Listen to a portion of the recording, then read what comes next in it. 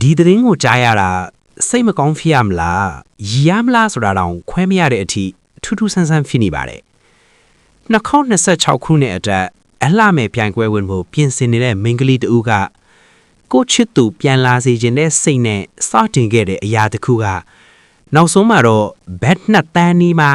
ပတ်စံဆုံးရှုံးသွားတဲ့ဖြစ်ရပ်တစ်ခုဖြစ်လာပါတယ်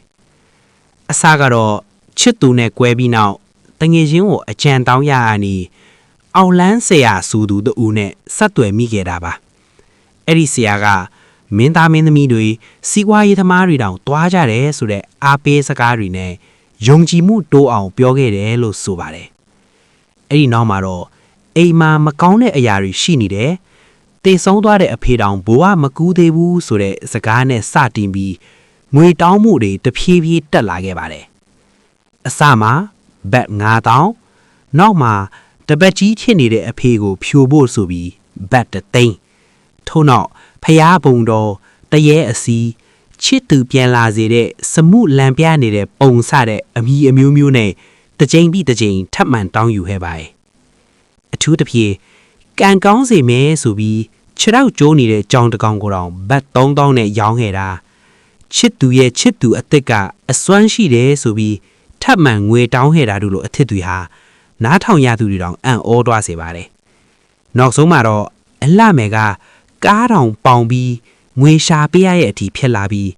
ပတ်စံဆက်မပေးနိုင်တော့ချိန်မှလိန်လဲခံရတာကိုသတိပြုမိခဲ့တာပါပတ်စံပြန်တောင်းရမှာလေလိုချင်ရင်ရဲမှတော့တိုင်လို့ပြန်ပြောခံရပြီးနောက်မှသာအမှုတိုင်ခဲ့တယ်လို့သိရပါတယ်အခုချိန်မှာတော့ချစ်သူလည်းပြန်မရပတ်စံလည်းဆုံးရှုံးပြီးလက်ထဲမှာကြံခဲ့တာကတော့စမှုလံပြနေတဲ့ပုံတော်နဲ့ခြေထောက်ကြိုးကြောင်တကောင်ပဲကြံရှိခဲ့ပါတော့တယ်ဒီဖြစ်ရကလူစိတ်ထဲကမျောလင့်ချက်အချက်ယုံကြည်မှုတွေကိုအသုံးချပြီးလိမ်လည်မှုတွေဘလောက်ထိပြင်းထန်နိုင်တယ်ဆိုတာကိုထင်ဟပ်ပြသနေပါတယ်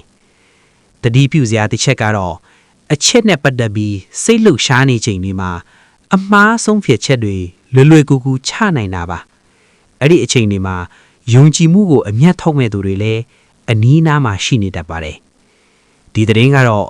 တကယ်ပဲဟာတလိုတနာရမလို့တင်ငန်းစာကြီးတစ်ခုလိုထင်နေပါတယ်အမျိုးတို့တော့ဘယ်လိုထင်ကြပါသလဲcommentမှာဆွေးနွေးပေးခဲ့ကြပါဦးနော်